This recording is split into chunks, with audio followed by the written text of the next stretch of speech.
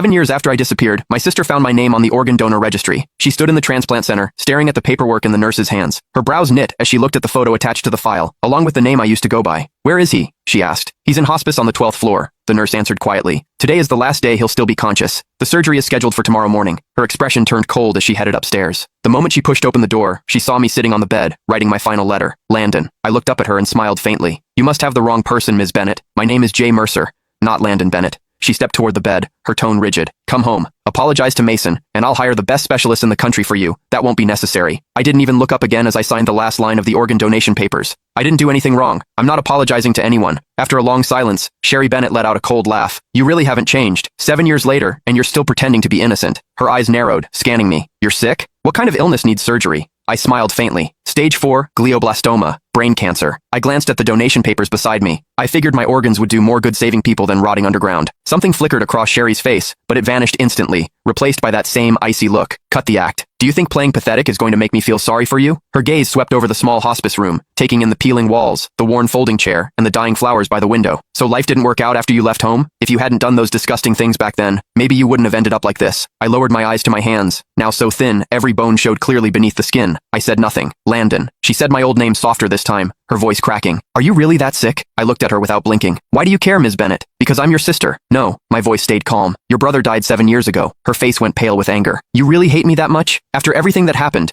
Are you seriously pretending you weren't the one who enough?" I cut her off. "You didn't come here to dig up the past. Say what you actually came to say." She opened her mouth, then hesitated, completely speechless. I gave a soft laugh. "Let me guess. Mason needs a new liver, doesn't he?" Sherry didn't answer. She didn't have to. The way her eyes avoided mine told me everything. I leaned back against the hospital bed, laughing under my breath. "So, that's it. After 7 years, he finally remembered he had an older brother. Today, you came here to ask for my liver?" "Not ask," she corrected sharply. "It's your duty. You agreed to donate before, and Mason needs you again now. He's your brother." I stared at her, amused by how ridiculous she sounded. "Sherry, when you kicked me out 7 years ago, why didn't you remember I was his brother then?" "That was your own fault," she snapped. "If you hadn't done those horrible things to Mason, if you hadn't framed him, I never would have kicked you out." Her voice shook with fury. "You're still lying. Still acting innocent. You think disappearing for 7 years erased what you did?" I slowly closed my eyes as numbness spread through my chest. Even now, she never doubted him. To her, I was always the villain. "Please leave. I need to rest." She grabbed my shoulder hard enough to hurt. "Listen carefully. Mason needs your liver." I opened my eyes, looking at her calmly. "Then he can wait for someone else. My organs are already promised to strangers." Her whole body shook with anger. "How can you be so heartless? Mason saved my life back then. Without him, the Bennett family wouldn't even exist today, and you're nothing but an ungrateful parasite."